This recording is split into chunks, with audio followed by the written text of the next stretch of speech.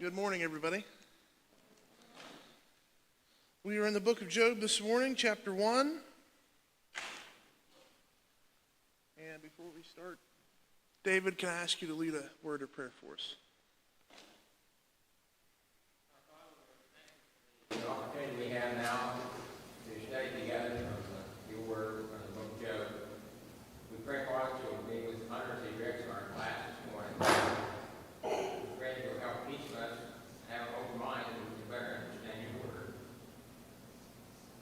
We pray for the ones who can't be out this morning because of illness. We pray that you'll help them get stronger, and if it is will, they can soon come back with us. We pray now that you'll be with us in our study together. In Jesus' name, amen.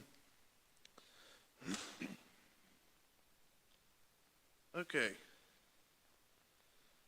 Chapter 1. Does anybody remember how many kids Job had? Just off the top of their heads. 10? Good. I'm not going to ask you for the specifics on all the cattle, because to me that's harder to remember. Job was the most righteous man in the land or the entire world at that time. What did we figure out? Or did we come to an opinion on it?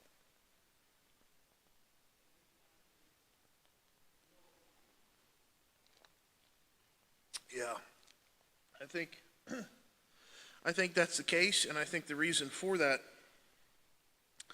is found in verse 8. In verse 8, the Bible says, "Then the Lord said to Satan, have you considered my servant Job? No one else on earth is like him." And from the beginning verses of the chapter, we understand that Job, there's no one like him in the land among the people of the East. He was the greatest. The end of verse 3, Job was the greatest man among all the people of the East.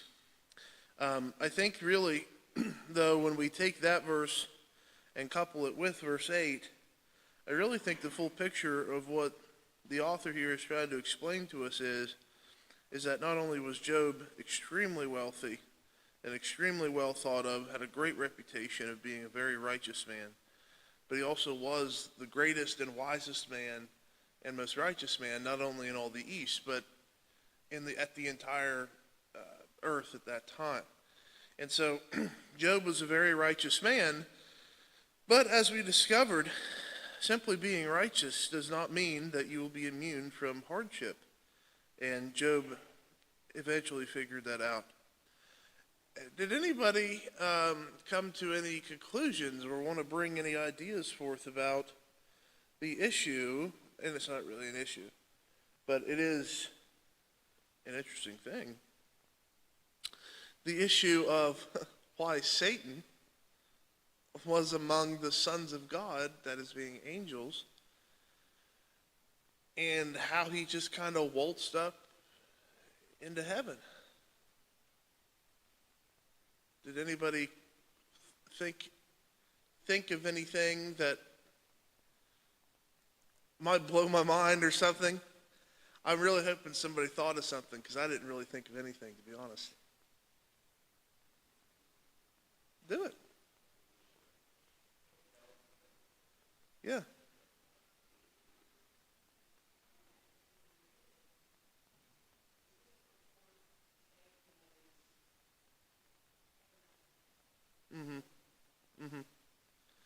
Yeah. Well, I mean, that would have to put Job before Adam, right? Unless you believe that perhaps it wasn't Satan in the garden. And there are some who, yeah.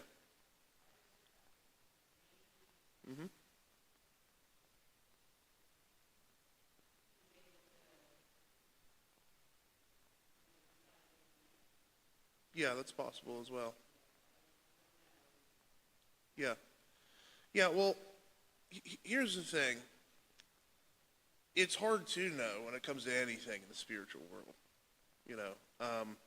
Even what we do know, it's hard to even know that. because the Bible speaks in very limited terms. Here's my thought about it. Satan has been punished by God. However, God has used, every time I say this, it stands the hairs for some people, but God has used evil in the past. Now, I'm not saying he's the author of it, and he certainly doesn't create evil or bring it about himself, but he uses evil persons sometimes to accomplish his will. And we see this throughout the Old Testament. We see this throughout the Bible. It may be the case that this is all providence of God, and there's been some other people who've said, well, maybe this isn't in heaven. I don't really know, to tell you the truth. I don't think that God would just set up headquarters on earth or something to meet with his angels. I think this has to be in some sort of heavenly realm. Point is, we don't really know, and the reason that I wanted to center in on that for a second is just to say that there's a lot of things in this book that are strange and we might not get full explanations to. How is it that Satan is allowed amongst the presence of God and all the angels? He used to be an angel. You could have a lot of different opinions about it, but we simply do know that Satan has horrible intentions here. Here's another theory that has been proposed. The Hebrew word for Satan here is adversary, and some people have questioned whether or not it's actually Satan or it's some other sort of adversary. I don't really put any stock into that, but that is another theory that some people have. So that's kind of a small review. I just wanted to kind of go back over that and allow us to pick up where we left off. We're going to go to verse 6, and we're going to see this morning Satan's first test of Job, the adversary's first test of Job. Verse 6, one day the sons of God came to present themselves before the Lord, and Satan also came with them. The Lord asked Satan, where have you come from? From roaming through the earth. Satan answered him, and walking around on it. Then the Lord said to Satan, have you considered my servant Job? No one else on earth is like him, a man of perfect integrity who fears God and turns away from evil. Satan answered the Lord, does Job fear God for nothing? Haven't you placed a hedge around him, his household, everything he owns? Have you blessed the work of his hands, and his possessions have increased in the land? But stretch out your hand and strike everything he owns, and he will surely curse you to your face. So again, there's a day in which the sons of God came to present themselves before the Lord. This probably happens on more than one occasion. We see a picture of this at the beginning of chapter 2. Look at chapter 2 and verse 1.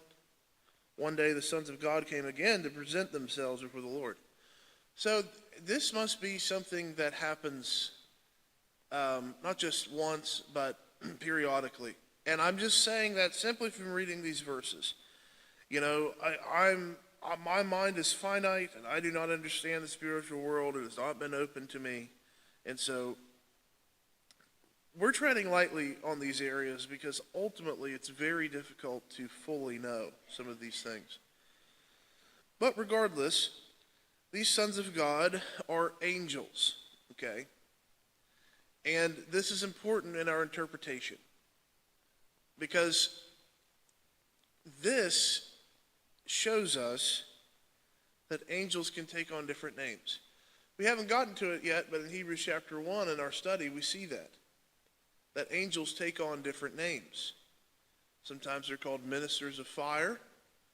Sometimes they're called spirits. Sometimes they're called sons of God. And just because it doesn't say angels here should not make us feel as if these are not angels. They don't think these are humans. They don't think these are patriarchal prophets or something. These seem to be angels. And as far as the literature goes, unanimously everybody agrees that these are angels, these beings are. And they're presenting themselves before the Lord. What would they be presenting? Well, the book of Hebrews chapter 1 and verse 14 says that angels are ministering spirits. So if they're ministering spirits, who do they minister to? They minister to those who will inherit salvation, as the Hebrew writer says.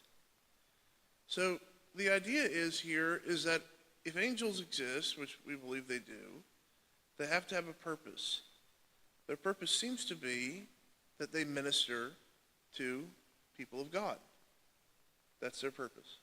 Now, do they have some other purpose other than that? Maybe. I don't know. Again, I'm not speaking with 100% authority on these matters.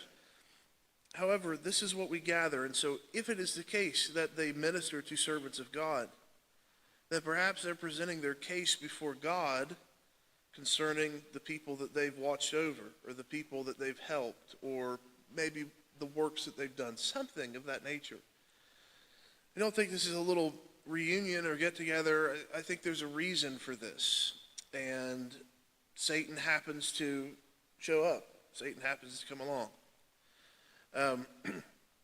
This also brings a lot of questions, right? Genesis chapter 3, and the reptile there in Genesis 3 was cursed to slither on its belly, eat the dust of the earth. And, if that was Satan, then how is Satan now here in heaven or in some sort of heavenly realm? We have to understand that whether you think that Genesis 3 is Satan or it's not, that Satan probably was using the creation of God in order to try to tempt Adam and Eve. Let me explain it to you this way. If Satan is a serpent, if Satan is a reptile, sounds crazy what I'm saying.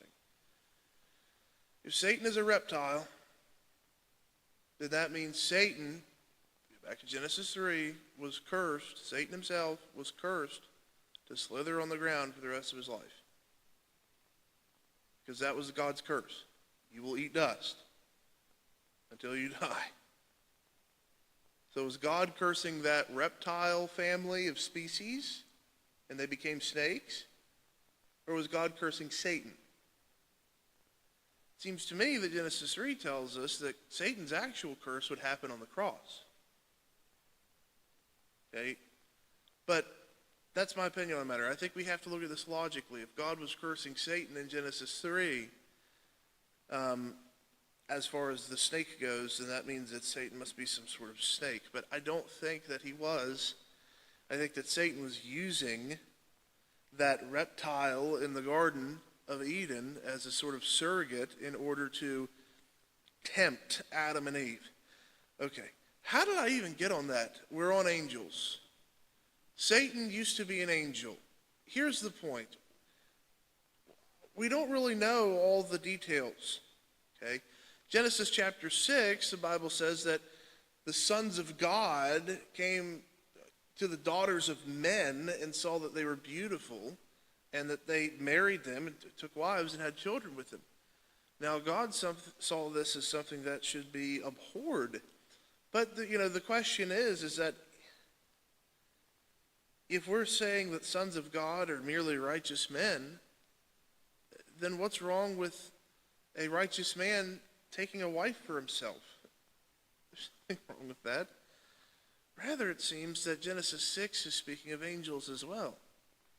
That the sons of God and the daughters of men, there's a giant contrast there, came together and did something they should not have done. The angels, those sect of angels, left their natural place and came together. So anyway, all of that is to say this. Sons of God here in this context means angels. And there's really no other way to read it. They come together before God and they present themselves, and Satan comes up and God says, "Where have you been?" Now here's the thing. Does God know where Satan's been? God does. And if these angels are presenting their works before God, God also knows all their works too, right? He already knows what they've done. However, sometimes the Bible portrays these things to us like this in human terms because we are human, and it's just simply the best way to understand it. when God asked Satan, "Where have you come from?" or "Why are you here?" he didn't really need to know the answer. He just wanted Satan to speak for himself. It's not a formal greeting. It's more of just a way to acknowledge him and to ask him a question.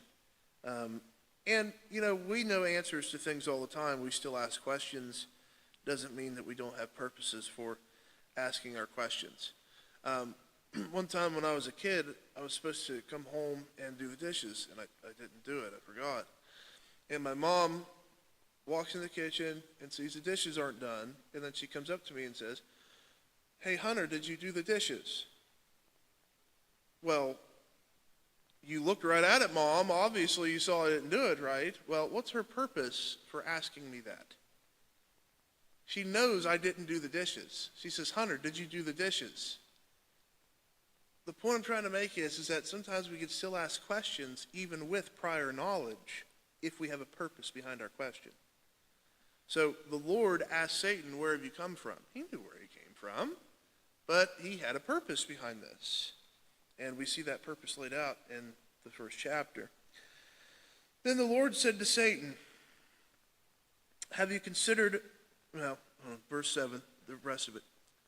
"From roaming through the earth," Satan answered him, "and walking around on it." So Satan says he's all over the earth. So what do you suppose he's on the earth doing?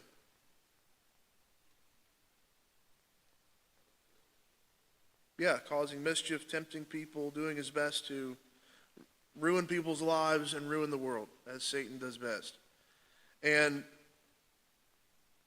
he had done that prior, and he's still doing that today.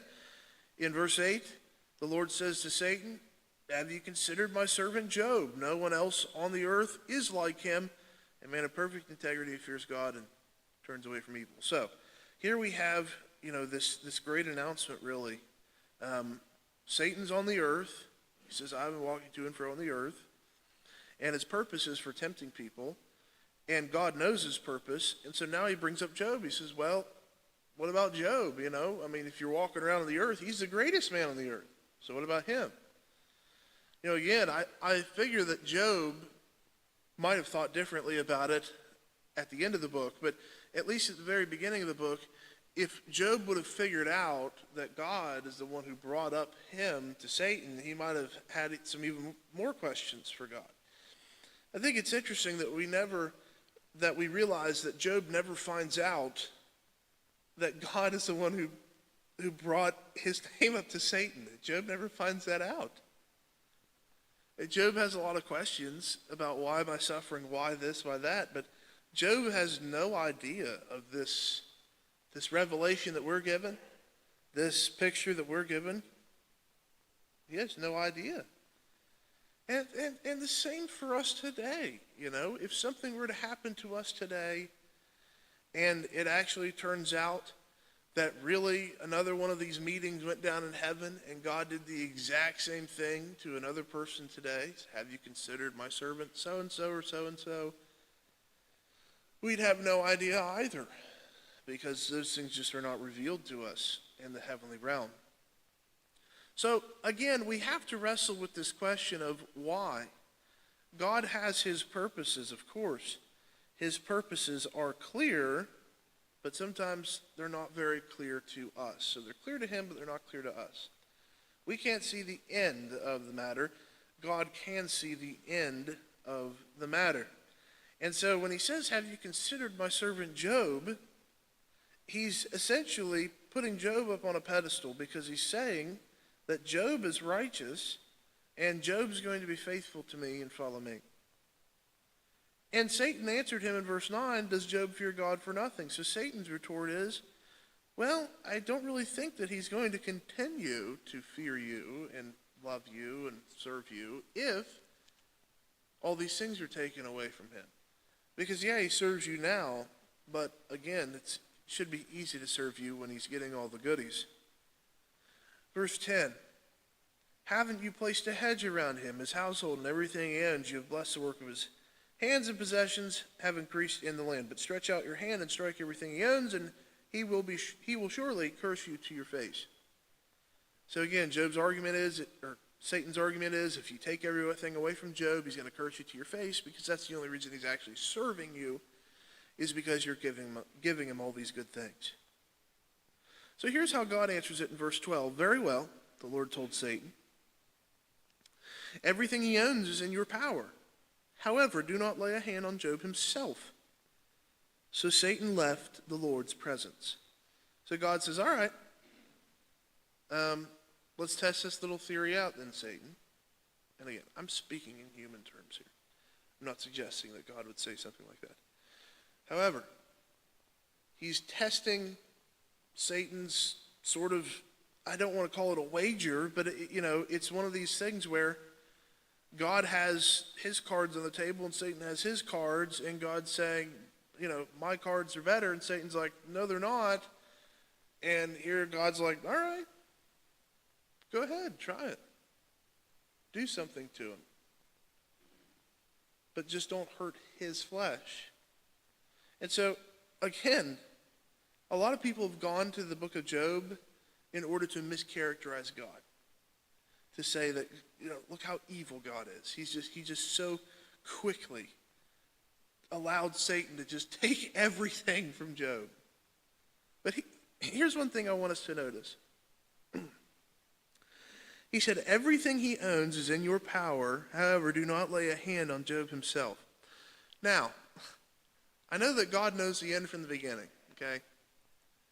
But you notice that God never told Satan to take away everything from him?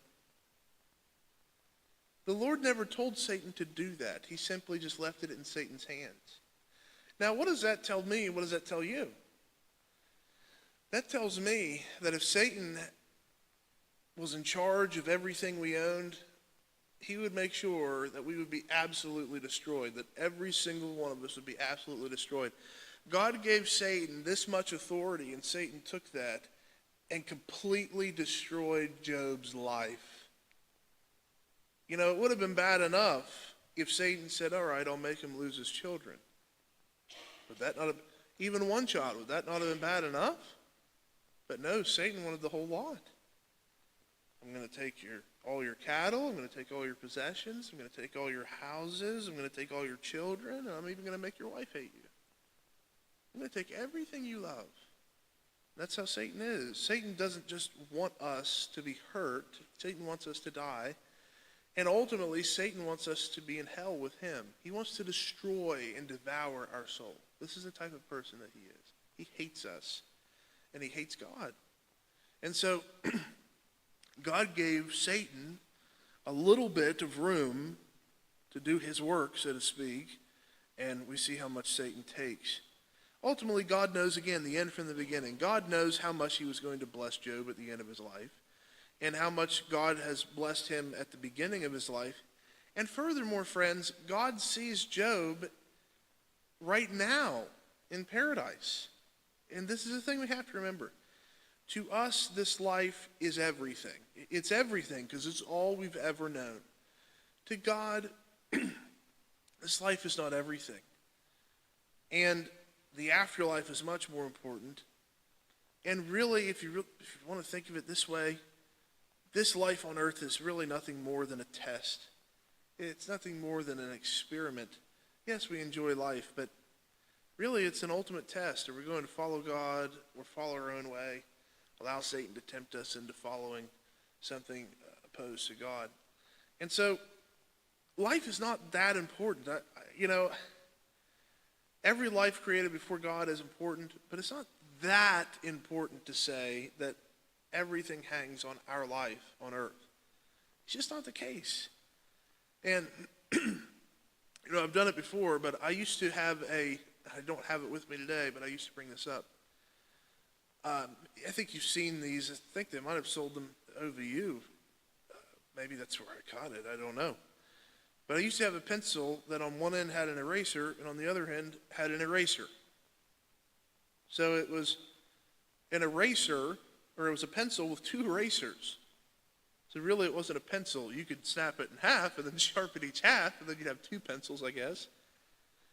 But on the pencil it said, life without God is like this pencil. Pointless.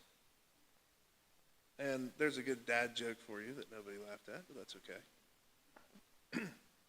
So, life without God is pointless. What does that say about our life?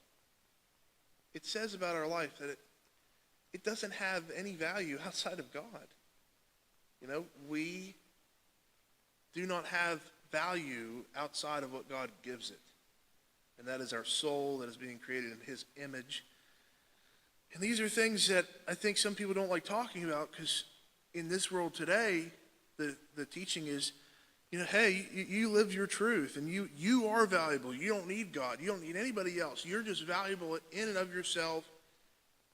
But I don't think that's the way the Bible portrays it. It's not saying that God wanted to ruin Job's life, but God realizes that this is going to strengthen Job. And yes, he's going to lose possessions, and yes, his children are going to die, but now his children are going to be with me. And those possessions that he lost are simply just possessions made out of dust, which I created. And so, you know, it's probably not as big of a deal as we actually make it to be. But because Job's life was so important to him, and our life is important to us, Job, we see, suffered a lot. So anyway, I still let to move on. One day, verse 13, when Job's sons and daughters were eating and drinking wine in their oldest brother's house, a messenger came to Job and reported, while the oxen were plowing and the donkeys grazing nearby, the Sabaeans swooped down and took them away. They struck down the servants with the sword, and I alone have escaped to tell you. He was still speaking when another messenger came and reported, God's fire fell from heaven. It burned the sheep and the servants and devoured them. And I alone have escaped to tell you. That messenger was still speaking when yet another came and reported, the Chaldeans formed 3 bands and made a raid on the camels and took them away. They struck down the servants with the sword, and I alone have escaped to tell you. He was still speaking when another messenger came and reported, your sons and your daughters are eating and drinking wine in their oldest brother's house. And suddenly a powerful wind swept in from the desert and struck the 4 corners of the house. It collapsed on the young people so that they died, and I alone have escaped to tell you. Okay, so, you know, here we have just a rush of bad news. So the first one is found in verse 14. And this messenger comes to report to him that the Sabaeans took the cattle away, the oxen, and that they struck down the servants. And so all the servants that were tending to the cattle at the time, the people who are called the Sabaeans, came down and took them and slaughtered the servants. And this continues like this throughout this whole passage that we just read. It continues to be like this, that the messengers are speaking, and as they are speaking, somebody else runs in. So, I mean, this would be overwhelming. This would be overwhelming. Okay? So, here he hears of his cattle dying, and his servants dying, or his cattle being taken away, his servants dying. And then while he was still speaking, verse 16, another person came in and said, God's fire fell from heaven. It burned the sheep and the servants and devoured them, and I alone escaped to tell you. So now God's fire falls from heaven. Now, what does this mean? And who's the one who sent the fire? Again, these are all questions that we have a lot of the time. But all we know is that fire consumed this portion of Job's property and servants. He was still speaking, verse 17. Another messenger comes in and says that there was a raid on the camels. And they were taken away. They were struck down the servants. And again, I'm the only one who's escaped to even be able to tell you about this stuff. Again, verse 18. Another person. Your sons and your daughters were eating and drinking. And we eventually find out that his sons and daughters died. And how did they die? They died because the house literally collapsed on them. So, how do you go through that? How do you get through that? I can't imagine it. I can't imagine somebody coming to you in the living room or coming to me in the living room and saying, "Hey, listen, I got to bring horrible news. Your husband just died in a car accident." And then your daughter walks in the living room and says, "Mom, I got to give you horrible news." She's like, "I know, it's about Dad." And she said, No, your mom just died." It's like, what? How do you deal with that? How in the world do you deal with that? And it wasn't just twice. It was over and over and over again. The other person wasn't even done speaking yet, and this other person's rushing in the door, and Joe's probably thinking about the fourth time, "Are you kidding me? It's something else now? What else could happen?" Have we ever used the phrase, "when it rains, it pours"? Can you almost imagine Job sitting back saying, "How could it get any worse than this?" And then here comes in another servant. So I don't know how Job dealt with this, and I don't know Job's immediate reaction. I think if something like that happened to me, it would just cause a psychotic snap in my mind. I can't imagine how I could even process it all. But this is how Job processes it. In verse 20, the Bible says, "Then Job stood up, tore his robe, and shaved his head. He fell to the ground and worshipped, saying, 'Naked I came from my mother's womb, and naked I will leave this life. The Lord gives, and the Lord takes away. Blessed be the name of the Lord.'" Throughout all this, Job did not sin or blame God for anything. So, how would we respond? I don't know how I would personally respond. I know that Job's a great man of faith, just like God said he was, to be able to lose all of this, and in the blink of an eye, the first thing he does is worship God. It's hard to get people to worship God with a good life.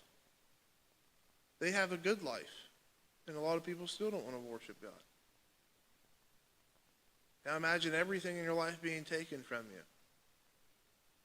and the first thing you do is worship God.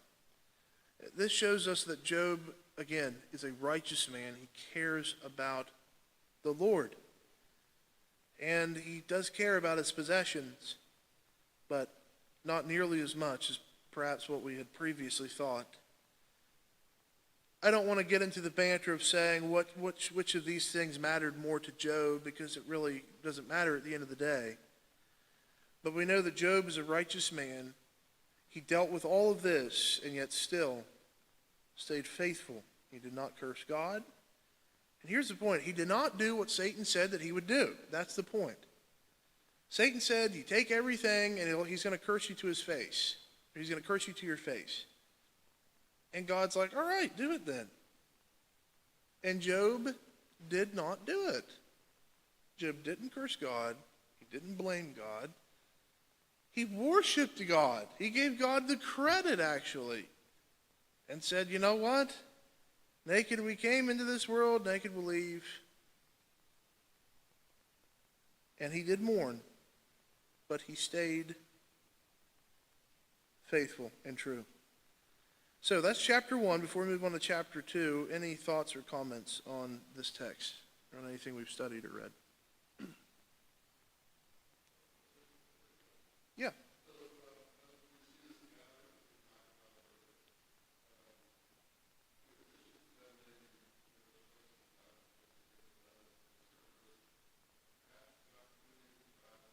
Them, right? So we read of them dispatching angels. So this potentially also is an opportunity for him to tell them what he what's done, but also for them to learn from one another the things that they've done, right? We don't, we know we never get the whole story here. It's a summary. We don't know how Satan really posed what he said back to God in terms of, "Oh, it's been going to here and there," right? Right. We know that Satan has had some success in tempting people. We read about how successful he was in Noah's time, having basically turned everyone to evil. Right. As he may be acting smugly that, "Hey, I'm going about doing my thing." And God sees the opportunity. "Well, obviously you've not tested this guy, because I know his heart. You're not going to succeed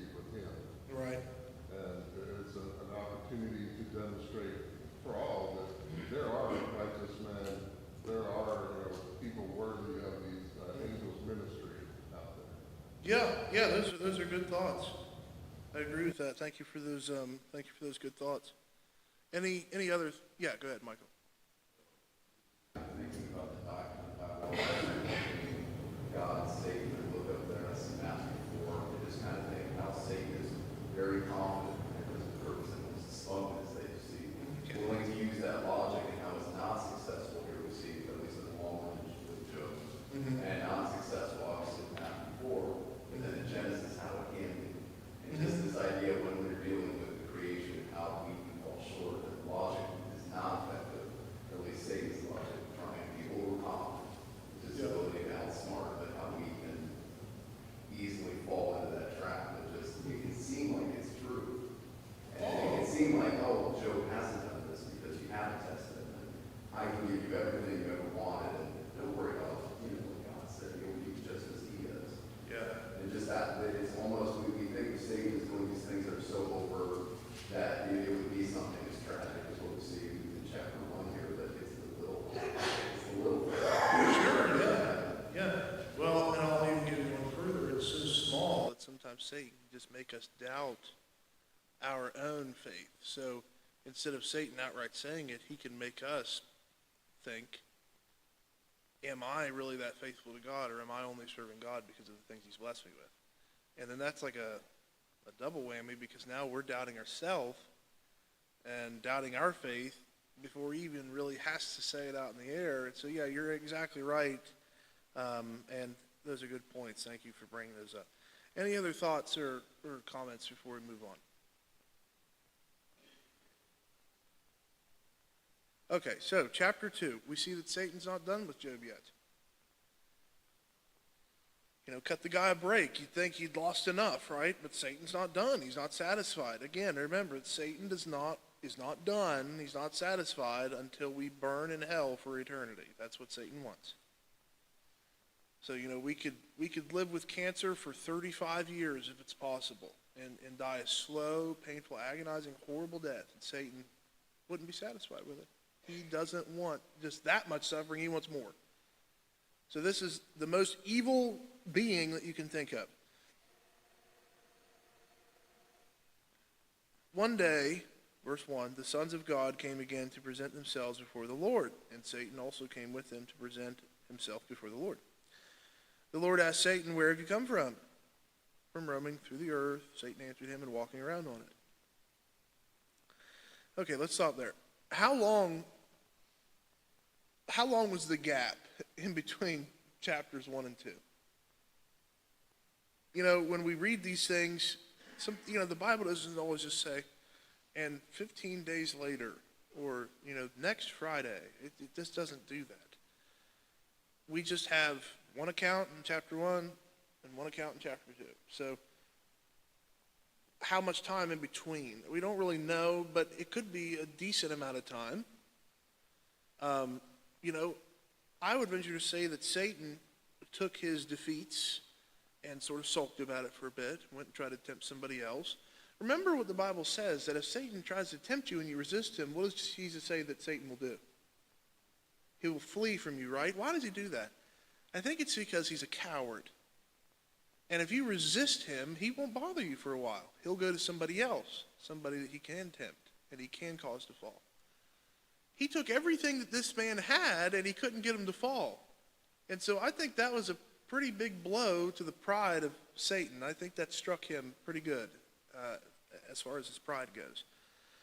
So how long was it in between these two chapters? Again, we don't have an exact number, but I would venture to say that it was a decent amount of time. Again, I'm not saying that it was years. Perhaps it was. I don't know. Verse 1, one day the sons of God came again, present themselves. Verse 2, the same thing happens. God says, where have you come from? And Satan gives him the answer, I've been walking around on earth. So then verse 3, then the Lord said to Satan, have you considered my servant Job? No one else on earth is like him, a man of perfect integrity, who fears God. Okay, so here the exact same thing, except he ends it with this.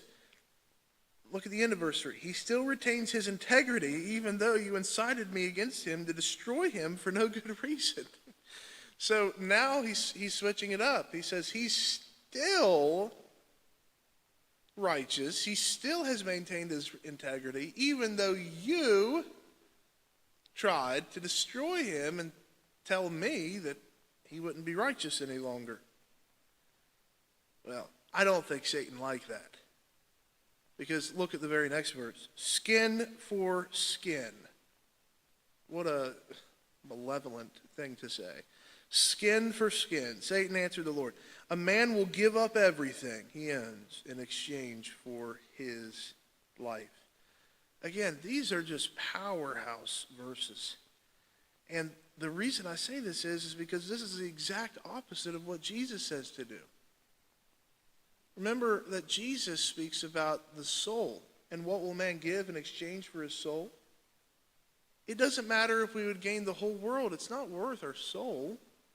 And if our soul is not worth the world, then our life is not worth losing our soul. That's for certain. But Satan sees it as mankind is so obsessed with his life here on earth that he'll do anything to keep it. He'll do anything to keep it. And in a lot of ways, Satan is right. Because we see that people will completely deny their own faith that they've lived to keep their life. That people will turn their backs on family members and friends in order to keep their life. That people will lie to keep their life. And that they will do horrible things to keep their life. And Satan says, yeah, I took his family and I took his house and some of his possessions, but if I hurt his flesh, he's going to curse you because he'll do anything to keep his flesh. If keeping his flesh and living here on earth means that he has to curse you, he'll do it. That's what Satan's idea is. And of course, we see that it wasn't true. So thank you for your time and attention. We'll pick this up next Sunday. The bell's about to ring any moment. Any final thoughts or comments or questions or anything before we close this morning? Okay, thank you for your time and attention. I will say one last thing. Job is going to go a little bit quicker because a lot of it's narrative and there's not as much theology to break down. If you've been here on Wednesday nights, you've noticed that Hebrews is just packed with a lot of theology that I just have to break down. But Job doesn't have as much of that. It's a lot more narrative. So I imagine that by the time we get to the middle chapters of the book, we might even be going through up to 3 chapters a morning some mornings, depending on what we read, because a lot of it's narrative and a lot of it's repeated.